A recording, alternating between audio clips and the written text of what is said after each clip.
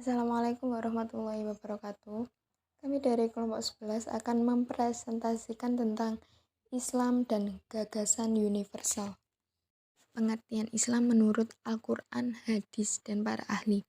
Islam berasal dari kata aslama yuslimu islaman, yang berarti tunduk, patuh, dan selamat. Islam berarti kepasrahan atau ketundukan secara total kepada Allah. Orang yang beragama Islam berarti ia pasrah dan tunduk terhadap ajaran Islam. Secara istilah, Islam adalah agama yang dibawa Nabi Muhammad untuk umat manusia agar dapat hidup bahagia di dunia dan akhirat.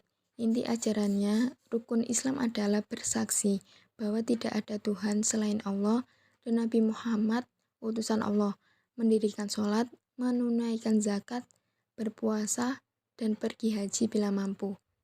Islam datang ke bumi untuk membangun manusia dalam kedamaian dengan sikap kepasrahan total kepada Allah. Pengertian globalisasi.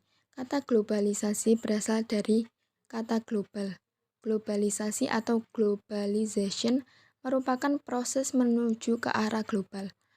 Arti global itu sendiri adalah menyeluruh atau menyatu dari berbagai unsur menjadi satu.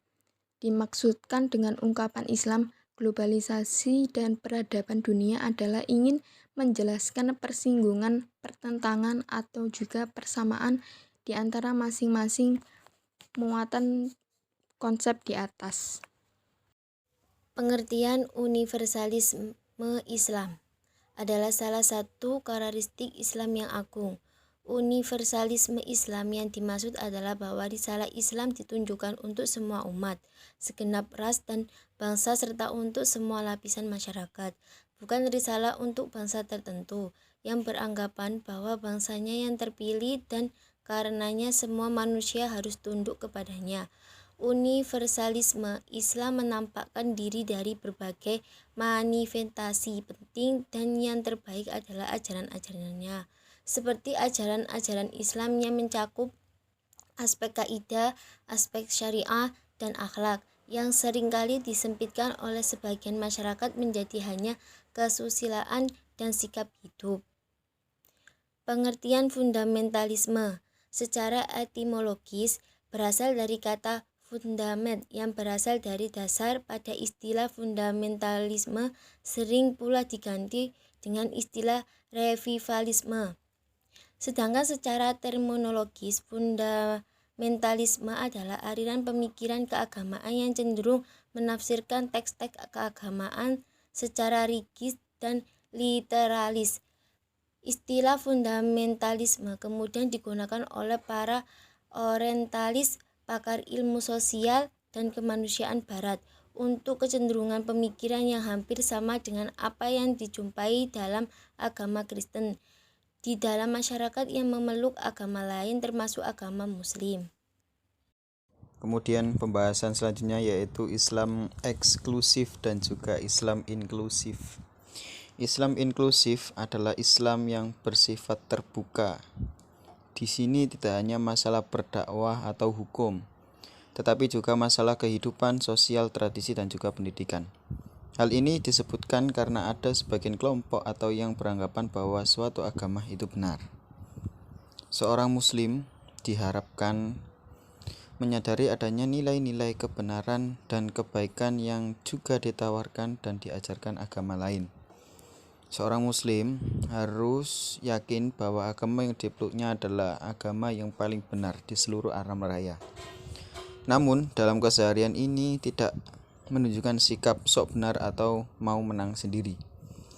Hal ini terutama dalam konteks pergaulan sesama manusia yang di dalam Islam dikenal sebagai hablum minan nas.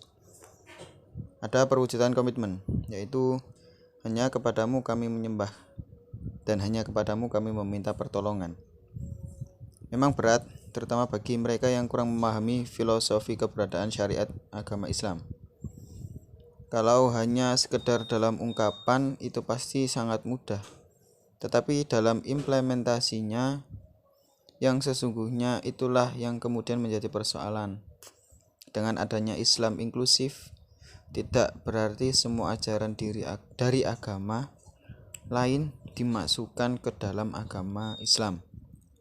Tetapi ini adalah jalan umat Islam untuk menuju suatu agama yang disebut dengan rahmatan lil alamin.